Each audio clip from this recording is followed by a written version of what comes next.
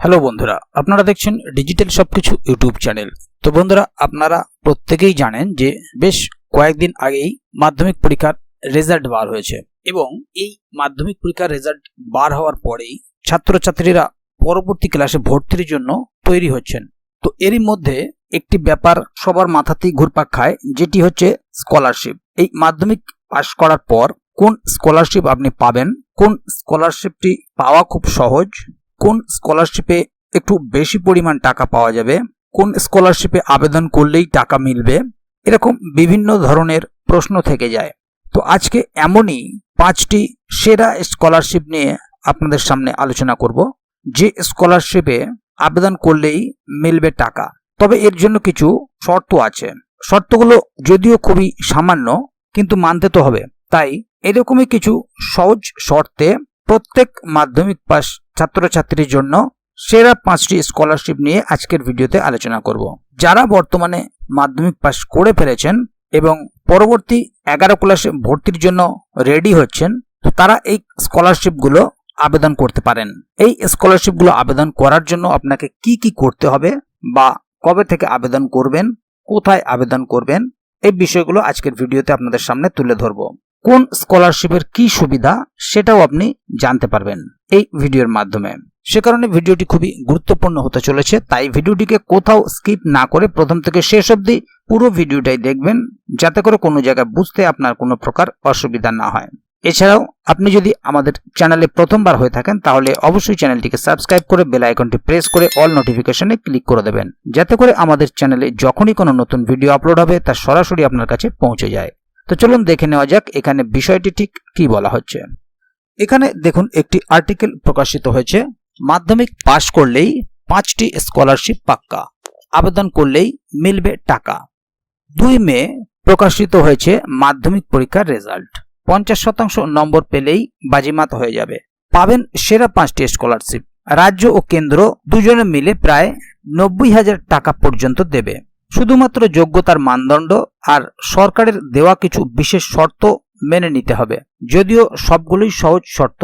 জেনে নিন বিস্তারিত। নবান্ন স্কলারশিপ। বন্ধুরা, ব্র্যাকেটে স্কলারশিপের ওয়েবসাইটের অ্যাড্রেস দেওয়া আছে।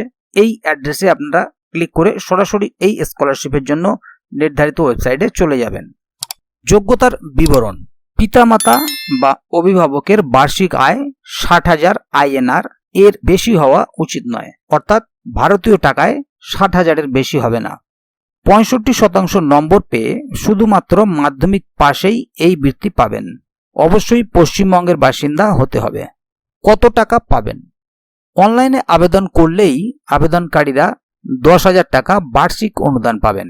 Oasis post matric scholarship. যোগ্যতার বিবরণ।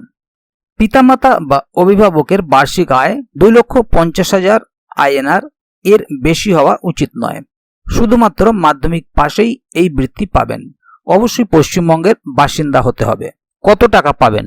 অনলাইনে আবেদন করলেই আবেদনকারীরা 2,000 টাকা থেকে 3,500 টাকা পর্যন্ত বার্ষিক অনুদান পাবেন। বিকাশ ভবন স্কলারশিপ। যোগ্যতার বিবরণ। পিতামাতা অভিভাবকের বার্ষিক আয় 2,50,000 INR এর বেশি হওয়া উচিত নয়। 60% নম্বর পেয়ে শুধুমাত্র মাধ্যমিক পাশেই এই বৃত্তি পাবেন।